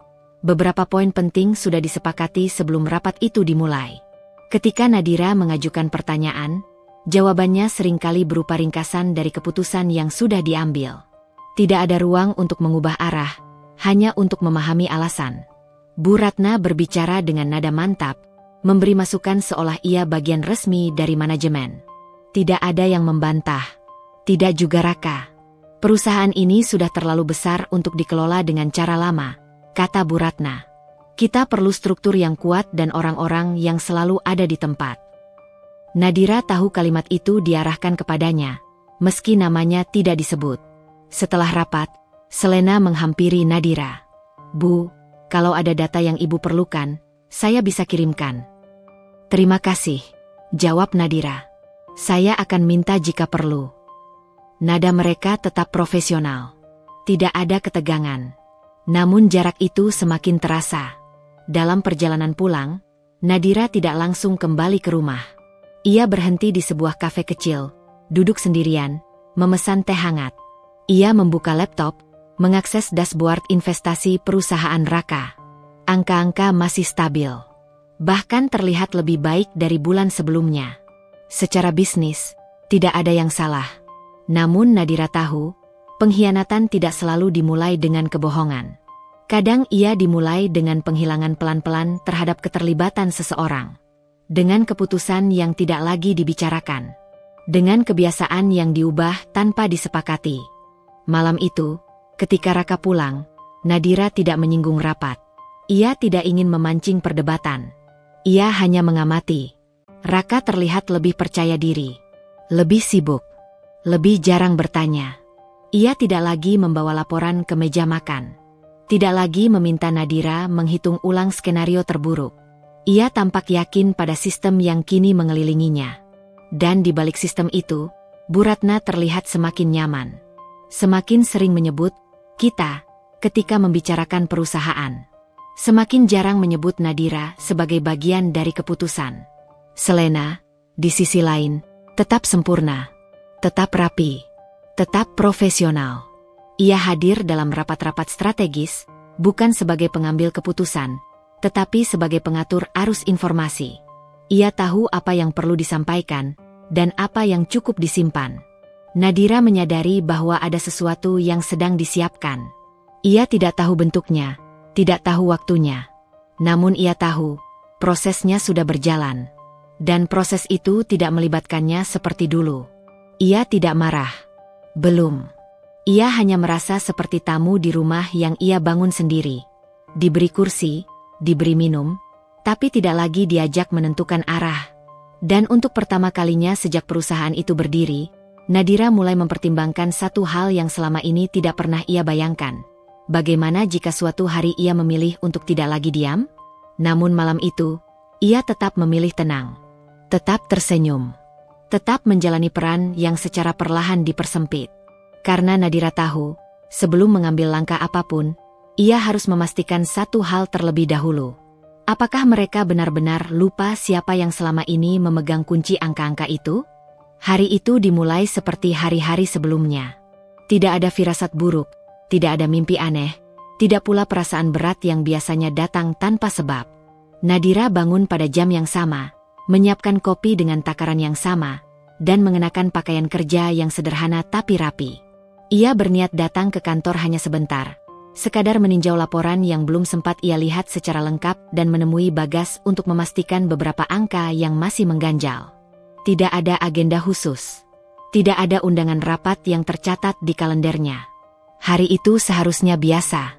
Di perjalanan menuju kantor, Nadira memperhatikan lalu lintas yang mengalir lancar. Kota tampak sibuk seperti biasa. Orang-orang berjalan dengan tujuan masing-masing. Ia duduk tenang di kursi belakang mobil, menatap keluar jendela, membiarkan pikirannya kosong. Tidak ada kecemasan. Tidak ada prasangka. Gedung kantor perusahaan Raka berdiri seperti biasa. Tinggi, bersih, dan kokoh. Logo perusahaan terpampang di bagian depan. Tampak baru dipoles. Nadira turun dari mobil, melangkah masuk dengan sikap yang sama seperti kunjungan-kunjungannya sebelumnya. Namun sejak langkah pertamanya melewati pintu kaca, ada sesuatu yang terasa berbeda. Bukan sesuatu yang bisa langsung dijelaskan. Tidak ada yang berubah secara kasat mata. Ruangan tetap terang, meja resepsionis tetap di tempatnya, suara ketikan dan dering telepon masih terdengar. Namun suasananya terasa terlalu rapi, terlalu tertata. Seolah-olah kantor itu sedang bersiap untuk sesuatu yang besar. Resepsionis menyapanya dengan senyum yang lebih kaku dari biasanya. "Selamat pagi, Bu Nadira." "Pagi," jawab Nadira. Tatapan resepsionis itu tidak bertahan lama. Setelah menyapa, ia segera menunduk, pura-pura sibuk dengan layar komputer. Nadira melangkah masuk lebih jauh, memperhatikan hal-hal kecil yang biasanya luput dari perhatian. Beberapa karyawan yang melintas menunduk sopan, tapi cepat-cepat mengalihkan pandangan. Ada yang menyapa dengan suara terlalu pelan, ada pula yang hanya mengangguk singkat sebelum mempercepat langkah. Tidak ada obrolan ringan. Tidak ada senyum santai. Nadira berhenti sejenak di tengah lorong, membiarkan 1-2 orang lewat. Ia tidak merasa tersinggung. Ia hanya mencatat. Biasanya, kehadirannya disambut biasa saja. Tidak istimewa, tapi juga tidak dihindari. Hari ini berbeda. Ada jarak yang tidak diucapkan, tapi jelas terasa. Ia melanjutkan langkah menuju ruang kerja Raka. Pintu tertutup. Dari balik kaca buram, terlihat siluet beberapa orang di dalam. Nadira melirik jam tangannya. Belum terlalu pagi untuk rapat besar, pikirnya. Sebelum sempat mengetuk, suara langkah mendekat dari belakang. "Bu Nadira." Nadira menoleh. Selena berdiri di sana. Untuk sesaat, Nadira hampir tidak mengenalinya. Selena mengenakan busana resmi berwarna gelap dengan potongan yang jauh lebih formal dari biasanya. Rambutnya disanggul rapi tanpa satu helai pun terlepas. Riasannya tetap minimal, namun kali ini terlihat lebih tegas. Ia tampak seperti seseorang yang sedang menghadiri acara penting, bukan sekadar hari kerja biasa. "Selamat pagi," kata Selena dengan nada profesional yang sangat terjaga. "Pagi," jawab Nadira. "Pak Raka ada?" "Ada," jawab Selena cepat. "Sedang ada rapat kecil." "Kecil?" ulang Nadira. Selena tersenyum tipis. "Iya, beberapa hal internal." Nadira mengangguk. "Aku bisa menunggu." Selena ragu sejenak, lalu berkata, "Mungkin ibu bisa duduk dulu di ruang tamu. Saya akan beritahu kalau rapatnya selesai." Nada suaranya sopan. Kalimatnya juga wajar. Namun ada sesuatu dalam caranya berkata yang membuat Nadira merasa seolah-olah ia sedang diarahkan, bukan sekadar diberi pilihan. "Baik," kata Nadira akhirnya. Ruang tamu kantor tampak lebih rapi dari biasanya. Meja kaca dibersihkan hingga mengilap, majalah tersusun simetris, bahkan vas bunga kecil di sudut ruangan tampak baru diganti. Nadira duduk, menyilangkan kaki, meletakkan tas di sampingnya. Ia menunggu. Dari tempat duduknya, ia bisa melihat Bu Ratna keluar dari ruang rapat. Mertua itu berjalan dengan langkah mantap, wajahnya tenang, nyaris puas. Ketika melihat Nadira, Bu Ratna berhenti. "Nadira?" katanya, seolah sedikit terkejut. "Kamu kesini?" "Iya, Bu," jawab Nadira. "Ada beberapa hal yang ingin saya cek." Bu Ratna tersenyum. Senyum yang terlalu tenang. "Oh, sayang sekali kamu datang di saat yang kurang tepat. Kami sedang menyelesaikan sesuatu yang cukup penting." "Tidak apa-apa," kata Nadira. "Saya bisa menunggu." Bu Ratna mengangguk, lalu menoleh ke Selena. "Tolong siapkan semuanya." "Ya." "Sudah, Bu," jawab Selena sigap. Kata semuanya menggantung di udara. Nadira tidak bertanya apa maksudnya. Ia hanya mengamati bagaimana Bu Ratna melangkah pergi dengan keyakinan seseorang yang merasa memegang kendali penuh. Rapat di ruang Raka berlangsung lebih lama dari yang Nadira perkirakan. Waktu berlalu perlahan. Karyawan lalu lalang dengan wajah tegang. Beberapa membawa map tebal, beberapa berbicara pelan di sudut lorong. Setiap kali Nadira menangkap percakapan sepintas, suara itu langsung merendah, seolah keberadaannya adalah sesuatu yang harus dihindari dari pembicaraan tertentu. Akhirnya, pintu ruang rapat terbuka. Raka keluar bersama Pak Hendra dan dua orang lain. Wajah Raka tampak tegang. Ia tersenyum ketika melihat Nadira, tapi senyum itu tidak mencapai matanya. "Nadira," katanya, suaranya sedikit terlalu cepat. "Kamu sudah lama." "Tidak terlalu," jawab Nadira. "Kamu mau bicara sekarang?" tanya Raka. "Bisa," jawab Nadira. Raka melirik ke arah Selena, lalu ke arah ruang kerjanya. "Kita bicara di dalam." Mereka masuk ke ruang kerja Raka. Ruangan itu juga tampak lebih rapi dari biasanya. Meja bersih tanpa tumpukan dokumen, rak disusun ulang, bahkan kursi tamu tampak baru diposisikan ulang. "Kamu kelihatan sibuk," kata Nadira sambil duduk.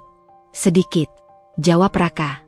Ia berdiri, lalu duduk kembali, lalu berdiri lagi, seperti seseorang yang sulit menemukan posisi nyaman. "Ada yang ingin kamu sampaikan?" tanya Nadira. Raka mengusap wajahnya. "Sebenarnya, hari ini aku ada beberapa agenda penting yang tidak tercatat di kalenderku," kata Nadira, bukan bertanya. Raka terdiam sejenak. "Iya." Nadira menatapnya. Tidak dengan tatapan marah. Tidak pula menuntut. Hanya menunggu. "Kami hanya ingin memastikan semuanya berjalan lancar," lanjut Raka. "Tidak ada yang besar." Nadira mengangguk. "Baik." Keheningan mengisi ruangan. Dari luar, terdengar langkah kaki Selena mendekat dan menjauh. Suaranya memberi instruksi singkat kepada seseorang. Ia terdengar terlalu siap, terlalu tahu apa yang harus dilakukan. "Ada rapat lanjutan?" tanya Nadira akhirnya. Raka ragu. "Mungkin." "Dengan siapa?" "Tim internal," jawab Raka cepat. Nadira berdiri. "Kalau begitu, aku tidak akan mengganggu." Raka tampak lega sekaligus gelisah. "Nanti kita bicara di rumah." "Baik," kata Nadira. Ia keluar dari ruang kerja itu dengan langkah tenang. Selena berdiri di dekat pintu, membawa beberapa map. "Bu Nadira," katanya, "kalau ibu butuh apapun, silakan hubungi saya." Nadira menatapnya sejenak. "Terima kasih." Tatapan mereka bertemu. Tidak ada permusuhan di sana. Tidak ada tantangan. Hanya profesionalisme yang terlalu rapi untuk hari yang seharusnya biasa. Dalam perjalanan keluar, Nadira kembali merasakan tatapan-tatapan yang menghindar. Beberapa karyawan berpura-pura sibuk, beberapa terlihat gugup.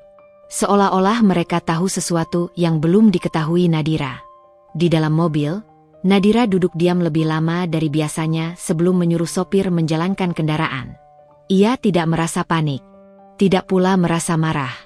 Namun ada tekanan halus di dadanya, seperti udara yang perlahan menipis tanpa disadari. Hari itu terlalu rapi, terlalu terkoordinasi, terlalu banyak orang yang tahu apa yang sedang terjadi, kecuali dirinya. Ketika mobil mulai bergerak, Nadira menatap gedung kantor itu melalui kaca belakang.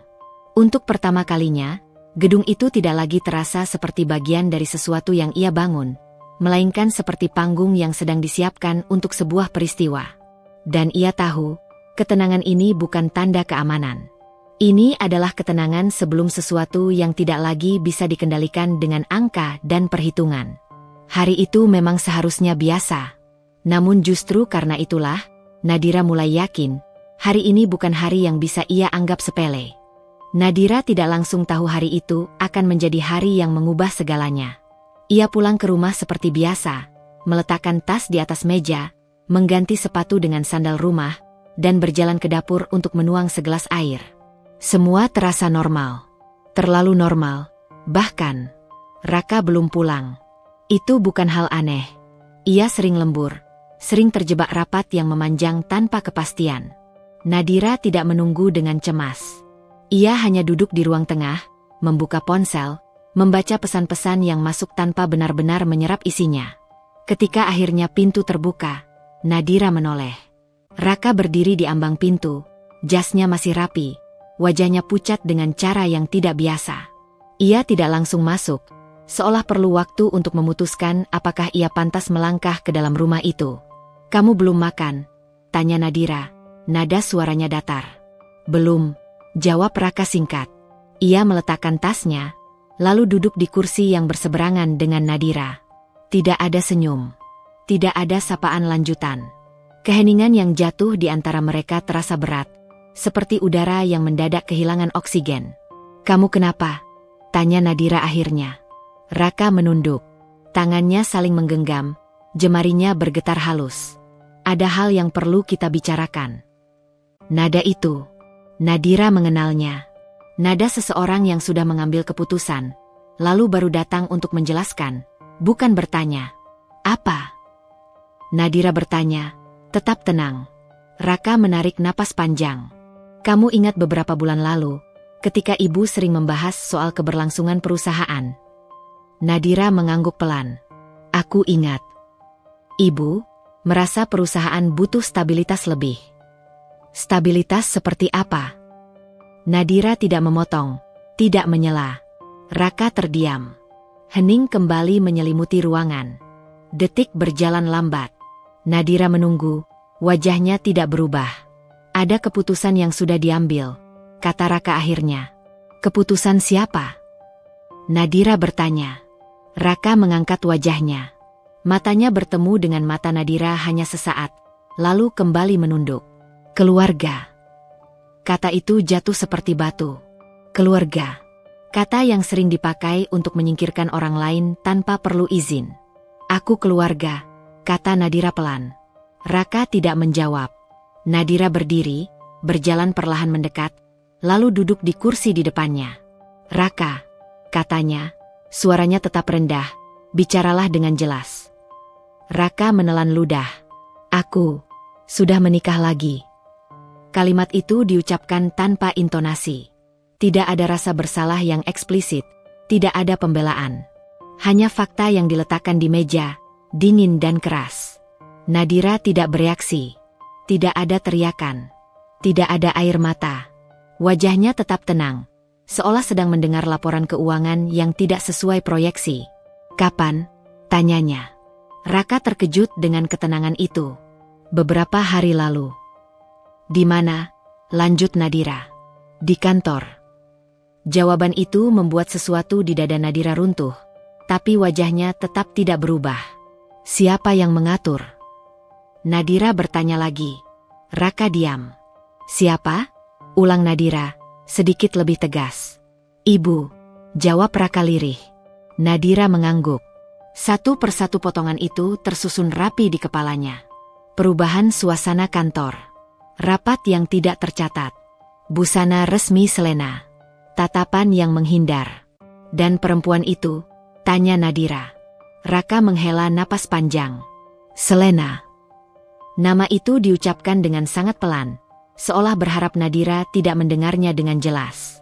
Nadira berdiri. Ia berjalan ke jendela, menatap keluar, membiarkan beberapa detik berlalu sebelum berbicara lagi. Disahkan? Tanyanya tanpa menoleh. Raka mengangguk.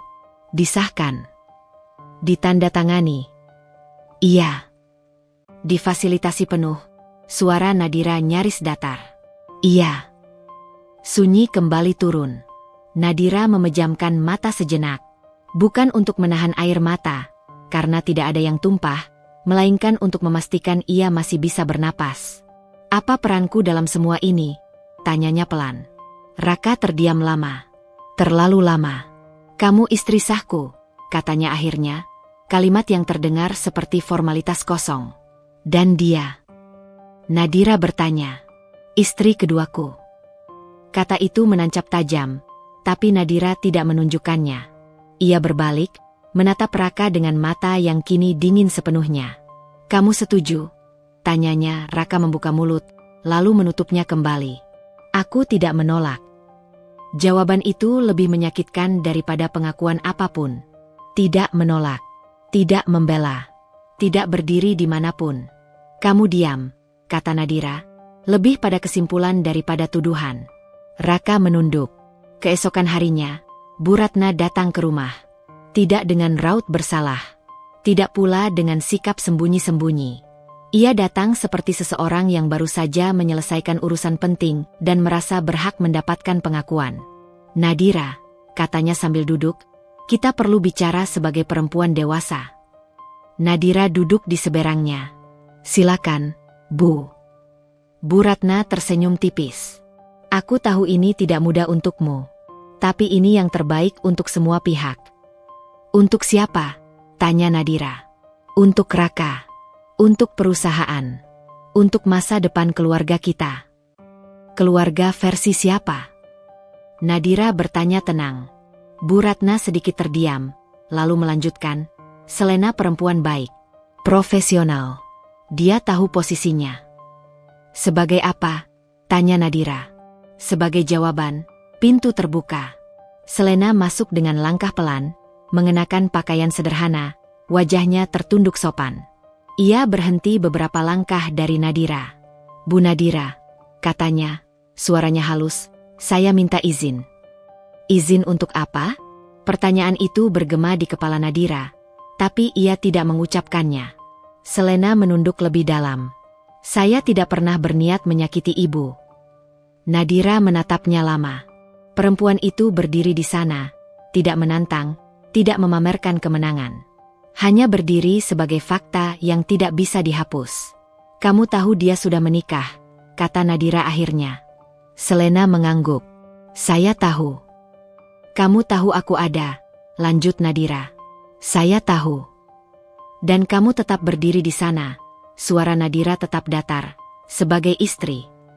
Selena terdiam. Bu Ratna menyela. Ini bukan soal perasaan, Nadira. Ini soal keberlangsungan.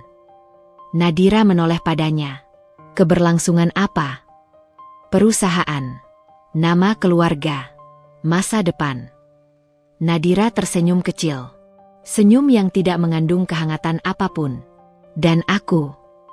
Bu Ratna tidak menjawab. Di ruangan itu, Nadira akhirnya menyadari satu hal dengan sangat jelas. Ia tidak pernah benar-benar dianggap bagian dari keluarga. Ia adalah struktur.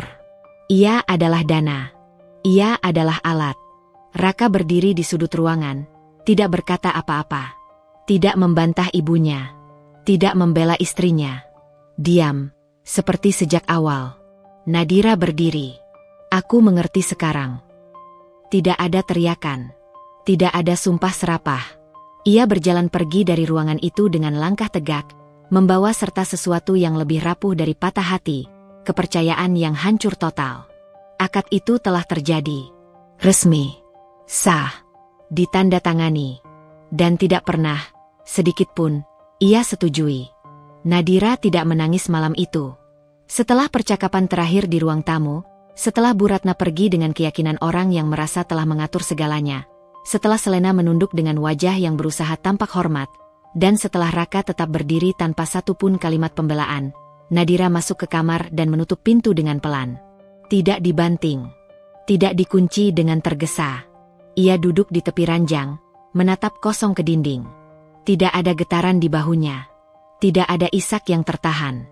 Air matanya tidak jatuh karena pada titik itu, perasaannya sudah melewati wilayah tangis. Yang tersisa hanyalah kejernihan yang dingin. Ia mengambil ponsel dan membuka catatan keuangan pribadinya. Selama bertahun-tahun, Nadira terbiasa mengelola angka dengan disiplin. Investasi, arus kas, pembagian modal, semuanya tersimpan rapi, tidak pernah tercampur dengan perasaan. Bahkan ketika menikah dengan Raka, ia tetap memisahkan antara cinta dan struktur. Bukan karena ia tidak percaya, melainkan karena ia tahu dunia tidak dibangun di atas kepercayaan saja. Dan malam itu, kebiasaan itulah yang menyelamatkannya dari kehancuran emosional. Ia menelusuri satu persatu dokumen digital, perjanjian awal, akta penyertaan modal, klausul penarikan dana, hak suara, serta pasal-pasal yang selama ini tidak pernah disentuh karena tidak pernah diperlukan. Semuanya masih berlaku. Sah. Tidak berubah. Nadira menghela napas panjang. Untuk pertama kalinya sejak mengetahui segalanya, ia merasa benar-benar berdiri di tanah yang kokoh. Pagi harinya, Nadira bangun seperti biasa. Ia mandi, berpakaian rapi, menyisir rambutnya dengan teliti. Tidak ada mata sembab. Tidak ada wajah letih. Jika seseorang melihatnya tanpa tahu apa yang terjadi, mereka akan mengira ia hanya sedang bersiap untuk hari kerja biasa. Raka memperhatikannya dari ambang pintu kamar. "Kamu mau ke kantor?" tanyanya ragu. "Iya," jawab Nadira singkat. "Kita bisa bicara nanti." "Kita sudah bicara," potong Nadira, suaranya datar. "Sekarang aku hanya akan melakukan bagianku." Raka tidak mengerti apa maksud kalimat itu. Ia hanya mengangguk pelan, seolah mengerti, padahal tidak. Di dalam mobil, Nadira tidak memutar musik. Ia duduk diam, memandangi jalanan, pikirannya fokus pada urutan langkah yang telah ia susun sejak semalam. Tidak ada ruang untuk impuls. Tidak ada tempat bagi amarah. Ketika ia tiba di kantor, suasana langsung berubah. Karyawan yang melihatnya berdiri sedikit lebih tegak. Beberapa yang kemarin menghindari tatapan kini terlihat gugup. Resepsionis berdiri terlalu cepat. "Selamat pagi, Bu Nadira," sapanya. "Pagi," jawab Nadira. "Saya mau ke bagian keuangan." Tidak ada yang bertanya kenapa. Tidak ada yang menghalangi. Bagas sedang duduk di balik meja ketika Nadira masuk. Wajahnya langsung berubah. "Bu Nadira," katanya sambil berdiri, "ada yang bisa saya bantu?" Nadira duduk tanpa basa-basi. "Saya ingin laporan keuangan lengkap." Bagas mengerjap. "Yang mana, Bu?" "Semua," jawab Nadira. "Arus kas 3 tahun terakhir. Proyeksi ekspansi. Daftar proyek berjalan. Struktur kepemilikan terkini. Termasuk perubahan yang dilakukan dalam 6 bulan terakhir." Nada Nadira tenang. Tidak mengintimidasi. Tapi justru ketenangan itulah yang membuat Bagas menelan ludah. "Sekarang?" tanya Bagas hati-hati. "Sekarang," jawab Nadira. Bagas ragu sejenak. "Apakah Pak Raka?" "Ini hak saya," potong Nadira pelan. "Dan kamu tahu itu." Bagas mengangguk. Ia tidak berani membantah. Dalam dunia angka, Nadira bukan figur emosional. Ia adalah fondasi. Sementara Bagas bekerja, Nadira duduk menunggu. Ia memperhatikan layar-layar monitor di ruangan itu, grafik-grafik yang bergerak, angka-angka yang naik turun. Semua ini pernah ia bantu bangun, sedikit demi sedikit, tanpa sorotan. Laporan itu akhirnya tergeletak di hadapannya. Nadira membacanya dengan teliti. Tidak terburu-buru. Setiap baris ia periksa, setiap perubahan ia tandai. Di sana, jelas terlihat pergeseran kecil yang sebelumnya terasa ganjil. Penyesuaian anggaran, pengalihan dana, penambahan posisi tertentu dalam struktur. Semuanya sah. Tapi semuanya juga menunjukkan satu hal. Ia memang sedang disingkirkan secara halus. Nadira menutup map itu. Bagas, katanya. Iya, Bu. Saya akan menarik seluruh dana investasi saya. Kalimat itu jatuh pelan. Tapi dampaknya seperti benda berat yang menghantam lantai. Bagas membeku. Bu. Sesuai klausul perjanjian, lanjut Nadira, suaranya tetap rata. Saya berhak menarik dana dengan pemberitahuan tertulis. Dan ini pemberitahuan itu. Bagas berdiri. Bu Nadira, ini akan berdampak besar. Saya tahu, jawab Nadira. Proyek ekspansi akan berhenti, sambung Nadira tanpa ragu. Likuiditas perusahaan akan terguncang. Bagas menatapnya dengan wajah pucat. Apakah ini sudah dipertimbangkan matang-matang? Nadira mengangkat wajahnya. Saya tidak pernah mengambil keputusan tanpa pertimbangan. Bagas terdiam. Ia tahu tidak ada celah untuk bernegosiasi. Dalam hitungan menit, ia menghubungi komisaris. Rapat darurat digelar kurang dari 1 jam kemudian. Pak Hendra duduk di ujung meja, wajahnya serius. Beberapa komisaris lain tampak gelisah. Raka duduk di salah satu sisi, wajahnya pucat. Bu Ratna hadir, kali ini tanpa senyum percaya diri. Nadira, kata Pak Hendra membuka rapat, kami menerima pemberitahuan penarikan dana. Benar, jawab Nadira. Ini keputusan besar. Bagi perusahaan, kata Nadira. Ya. Bu Ratna menyela, ini tidak adil. Kamu tahu dampaknya. Nadira menoleh padanya. Saya tahu hak saya. Kamu bertindak karena emosi, kata Bu Ratna tajam. Nadira tersenyum tipis. Kalau saya bertindak dengan emosi, saya akan berteriak kemarin. Tapi saya tidak melakukannya. Ruangan itu sunyi. Raka menatap Nadira, suaranya parau. Kita bisa cari jalan tengah. Jalan tengah untuk apa? Tanya Nadira. Untuk menyelamatkan perusahaan, jawab Raka. Perusahaan sudah memilih jalannya, kata Nadira pelan. Dan saya hanya menyesuaikan posisi saya. Pak Hendra menghela napas. Dengan penarikan ini, kami akan kehilangan hampir 40% modal cair. Saya tahu, jawab Nadira. Investor lain bisa ikut panik. Itu risiko manajemen, balas Nadira tenang. Bu Ratna mengepalkan tangan. Kamu tega. Nadira menatapnya lurus. Saya adil. Dalam hitungan jam setelah rapat itu, dampaknya mulai terasa. Proyek yang sedang berjalan ditunda. Mitra strategis meminta klarifikasi. Beberapa investor kecil ikut menarik diri. Ruang-ruang kantor yang biasanya penuh diskusi kini dipenuhi bisik-bisik cemas. Bagas mondar-mandir. Komisaris saling menelepon. Raka duduk terpaku di ruangannya, menyadari bahwa keputusan yang ia diamkan kini menagih harga.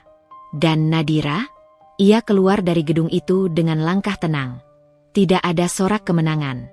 Tidak ada kepuasan berlebihan. Yang ada hanya kesadaran penuh bahwa kekuatan tidak selalu datang dari suara keras atau tangan yang mengepal. Kadang, kekuatan itu datang dari tanda tangan di atas kertas. Dan hari itu, harga dari pengkhianatan mulai benar-benar dibayar. Dampak dari penarikan dana itu tidak datang seperti ledakan. Ia datang seperti retakan halus yang merambat perlahan di dinding. Nyaris tak terlihat pada awalnya, tapi tak mungkin dihentikan. Pada hari pertama, perusahaan masih berdiri tegak. Aktivitas berjalan, rapat tetap digelar, dan email-email resmi dikirim dengan bahasa yang terlalu optimistis. Namun di balik layar, angka-angka mulai berbicara dengan cara yang tidak bisa disangkal. Proyek ekspansi yang semula dijadwalkan mulai bulan depan ditunda tanpa tanggal pasti. Vendor meminta jaminan pembayaran. Mitra kerja menunda tanda tangan kontrak lanjutan. Bagas tidak lagi pulang tepat waktu. Ia bertahan di kantor hingga larut malam, menyesuaikan ulang arus kas yang kini pincang. Investor-investor kecil mulai bertanya. Awalnya 1-2, lalu berderet. Mereka tidak langsung menarik dana, tapi keraguan sudah cukup untuk melumpuhkan kepercayaan. Dan di setiap rapat darurat itu, satu nama terus disebut, Nadira. Bukan dengan kemarahan, bukan dengan cacian, melainkan dengan nada hati-hati, seolah-olah nama itu adalah sesuatu yang berbahaya jika diucapkan terlalu keras. Bu Ratna tidak terbiasa dengan situasi seperti ini. Selama bertahun-tahun, ia selalu menjadi pusat kendali. Suaranya menentukan. Kehadirannya ditunggu. Namun kini, di ruang rapat yang sama, kata-katanya mulai dipotong oleh realitas. Kita bisa cari investor baru, katanya dengan nada tegas. Pak Hendra menghela napas. Investor baru tidak datang dalam semalam, Bu Ratna. Perusahaan ini punya reputasi, balasnya cepat. Reputasi dibangun di atas stabilitas, jawab Pak Hendra, kali ini tanpa basa-basi. Bu Ratna menoleh ke Raka. Kamu harus bicara dengan Nadira. Raka mengangguk pelan, tapi wajahnya menunjukkan sesuatu yang baru, ketakutan. Ia sadar, selama ini ia bukan kehilangan satu hal, melainkan banyak hal sekaligus. Kepercayaan, posisi tawar, dan kini kendali atas hidup yang ia kira masih ia pegang. Raka mencoba menelepon Nadira. Panggilan pertama tidak diangkat. Panggilan kedua masuk ke pesan suara. Ia mengirim pesan singkat, lalu pesan yang lebih panjang, lalu satu lagi dengan nada lebih personal. Tidak ada balasan. Untuk pertama kalinya sejak menikah, Raka benar-benar merasa sendirian di tengah kekacauan yang ia biarkan tumbuh. Selena merasakan perubahan itu dengan cara yang lebih sunyi. Ia masih datang ke kantor tepat waktu. Masih berpakaian rapi. Namun sorot matanya tidak lagi setegas sebelumnya. Ia tidak lagi berjalan dengan langkah yakin. Beberapa karyawan yang dulu menyapanya ramah kini menjaga jarak. Bisik-bisik mengikuti kemanapun ia melangkah. Katanya dana utama ditarik. Katanya gara-gara keputusan Bu Ratna. Katanya istri sahnya yang keluar. Selena tidak menanggapi. Ia menunduk, menyelesaikan tugasnya, lalu pulang lebih cepat dari biasanya. Tidak ada lagi senyum profesional yang berlebihan. Tidak ada lagi aura seseorang yang merasa berada di posisi aman. Sementara itu, Nadira menjalani harinya dengan ritme yang nyaris tidak berubah. Ia bangun pagi, bekerja dari rumah, mengatur ulang portofolio investasinya, dan menghadiri beberapa pertemuan bisnis lain yang selama ini tertunda. Dunia di luar perusahaan itu masih berjalan, dan Nadira memilih untuk tetap menjadi bagian darinya. Ia menerima beberapa panggilan, menolak yang lain. Ia membaca laporan, menandatangani dokumen, dan membuat keputusan-keputusan baru, bukan sebagai reaksi, melainkan sebagai langkah lanjutan dari hidup yang memang harus terus bergerak. Hinaan datang, meski tidak langsung. Ada pesan anonim yang menyebutnya egois. Ada komentar samar di lingkaran sosial yang menyindirnya sebagai perempuan yang tidak tahu diri. Nadira membacanya sekali, lalu menghapusnya. Tidak ada satupun yang ia balas. Baginya, suara-suara itu tidak penting. Yang penting adalah struktur, bukan opini. Di kantor, situasi semakin menegang. Satu proyek besar resmi dihentikan. Investor utama lain menarik setengah dana mereka. Grafik keuangan yang ditampilkan di layar rapat menunjukkan tren yang tidak bisa diputarbalikkan. Bu Ratna akhirnya kehilangan kendali yang selama ini ia banggakan. Kita tidak bisa begini terus, katanya dalam satu rapat, suaranya meninggi untuk pertama kalinya. Ini semua bisa diselesaikan kalau dia mau bicara. Dia sudah bicara, jawab Pak Hendra pelan. Lewat keputusannya. Bu Ratna terdiam. Untuk pertama kalinya, ia kehabisan argumen. Raka duduk dengan kepala tertunduk. Ia menyadari bahwa diamnya dulu bukanlah sikap netral. Diamnya adalah pilihan, dan setiap pilihan memiliki harga. Ia akhirnya datang ke rumah Nadira. Tidak dengan kemarahan. Tidak dengan tuntutan. Ia datang dengan wajah seseorang yang tahu dirinya telah kehilangan posisi. Nadira membukakan pintu. Ada apa? Tanyanya. Kita perlu bicara, kata Raka pelan. Kita sudah sering bicara, jawab Nadira. Ini berbeda, katanya lirih. Nadira menatapnya beberapa detik, lalu membuka pintu lebih lebar. Masuk. Mereka duduk berhadapan, jarak di antara mereka terasa lebih jauh dari sebelumnya. Aku salah, kata Raka akhirnya. Nadira tidak menyahut. Aku kehilangan lebih dari yang aku sadari, lanjutnya. Aku kehilangan kamu. Nadira menatapnya, tanpa kebencian, tanpa harapan. Kamu melepaskannya jauh sebelum aku menarik diri. Raka terdiam. Ia tahu itu benar. Di tempat lain, Selena akhirnya memberanikan diri menghubungi Nadira. Pesan itu pendek, sopan, penuh kehati-hatian. Bu Nadira, saya tahu saya tidak punya hak untuk meminta apapun. Saya hanya ingin menyampaikan permohonan maaf. Nadira membaca pesan itu lama. Bukan karena ia ragu, melainkan karena ia memastikan satu hal dalam dirinya. Tidak ada lagi emosi yang tersisa untuk dilibatkan. Ia tidak membalas. Hari-hari berikutnya, perusahaan semakin terdesak. Keputusan-keputusan yang dulu diambil dengan arogan kini dipertanyakan. Orang-orang yang dulu berdiri di belakang Bu Ratna mulai menjaga jarak. Dan perlahan, posisi kekuasaan itu bergeser. Tidak ada pernyataan resmi. Tidak ada pengumuman dramatis. Hanya perubahan sikap, cara orang berbicara, siapa yang didengarkan, siapa yang kini dicari. Nama Nadira kembali disebut. Kali ini bukan sebagai ancaman, melainkan sebagai harapan. Dan di titik itu, mereka yang dulu berdiri tegak mulai menyadari satu kenyataan pahit. Kekuasaan tidak selalu dimiliki oleh mereka yang bersuara paling keras, melainkan oleh mereka yang bisa pergi tanpa menoleh ke belakang. Dan itulah yang sedang dilakukan Nadira. Permintaan itu datang tidak dengan satu cara, melainkan bertahap, seperti gelombang kecil yang akhirnya bertemu di satu titik. Awalnya berupa pesan singkat yang berhati-hati, lalu panggilan yang tidak dijawab, hingga akhirnya permohonan yang tidak lagi disamarkan sebagai formalitas. Mereka ingin bicara. Nadira membaca pesan itu tanpa perubahan raut wajah. Kalimat-kalimatnya tersusun rapi, terlalu sopan, terlalu terukur. Sebuah usaha terakhir dari orang-orang yang menyadari bahwa kekuasaan sudah berpindah tangan, dan mereka kini berdiri di posisi yang tidak pernah mereka bayangkan sebelumnya. Ia tidak langsung menjawab. Bukan karena ingin menghukum, melainkan karena ia tahu, apapun yang akan diucapkan nanti tidak akan mengubah apa yang telah terjadi. Kata-kata tidak memiliki daya untuk membatalkan akad. Air mata tidak bisa mengembalikan kepercayaan. Dan permintaan maaf tidak otomatis berarti pengampunan. Namun pada akhirnya, Nadira menyetujui pertemuan itu. Bukan sebagai istri, bukan sebagai menantu, melainkan sebagai seseorang yang berhak mendengar, tanpa kewajiban untuk memaafkan. Mereka bertemu di ruang yang netral. Bukan rumah Nadira, bukan kantor perusahaan. Sebuah ruang pertemuan kecil di gedung yang tidak memiliki sejarah emosional bagi siapapun di antara mereka. Meja kayu panjang, kursi-kursi empuk yang dingin, dan jendela besar yang menghadap ke luar kota.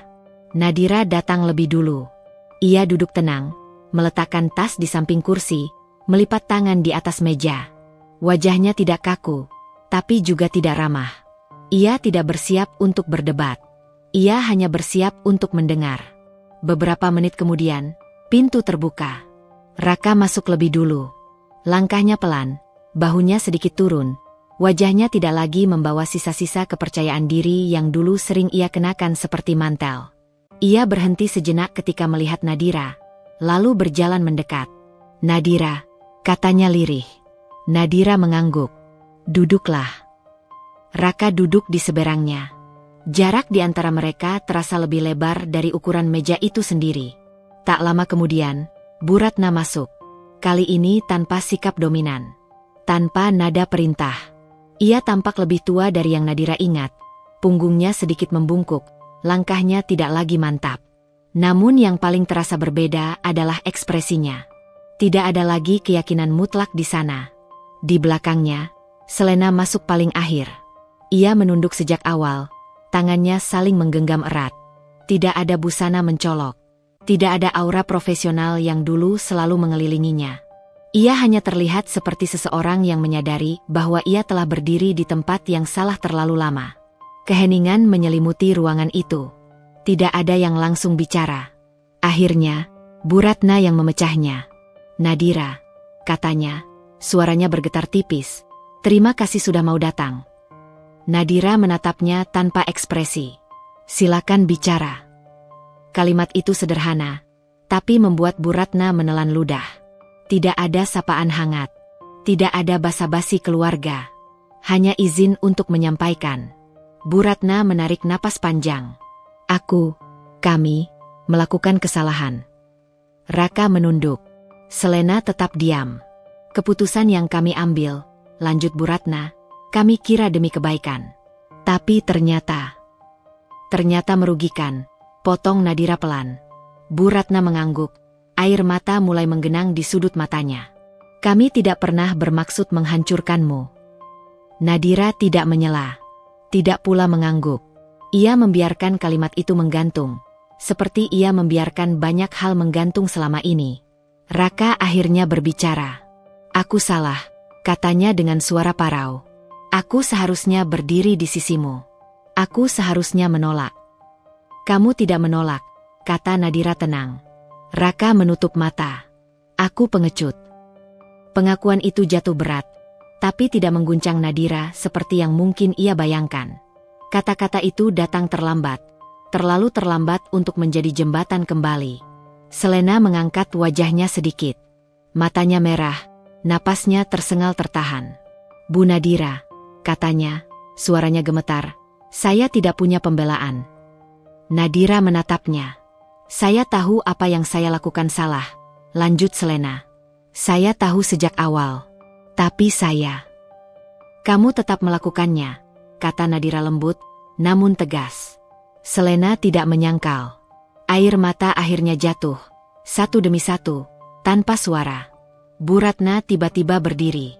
"Nadira," katanya, lalu, tanpa diduga siapapun, ia menunduk. Lebih dari menunduk. Ia berlutut. Lututnya menyentuh lantai dengan bunyi pelan yang terdengar jauh lebih keras di ruangan sunyi itu. "Maafkan aku," katanya dengan suara pecah. "Aku mohon." Raka terkejut. "Bu." "Diam," kata Bu Ratna. Air matanya mengalir deras. "Ini kesalahanku." Pemandangan itu membuat napas Raka tercekat. Perlahan, ia ikut berdiri, lalu, dengan ragu, dengan malu, ikut berlutut di samping ibunya. Selena menatap mereka berdua, lalu mengikuti, berlutut dengan kepala tertunduk dalam-dalam. 3 orang. 3 permohonan. 3 penyesalan yang datang setelah segalanya runtuh. Nadira tetap duduk. Ia tidak terkejut. Tidak pula tersentuh. Bukan karena hatinya beku, melainkan karena ia tahu, sujud bukan alat tukar. Ia menatap mereka satu persatu. "Apa yang kalian harapkan dariku?" tanyanya akhirnya. Bu Ratna terisak. "Pengampunan." Raka berkata pelan, "Kesempatan." Selena tidak berkata apa-apa. Tangisnya sudah cukup berbicara. Nadira mengangguk pelan, seolah memahami semuanya. "Kalian datang dengan permintaan," katanya. Suaranya tetap stabil. "Tapi aku datang tanpa kewajiban untuk memberikannya." Tidak ada nada menghakimi. Tidak ada ancaman. Hanya kebenaran yang diucapkan tanpa hiasan.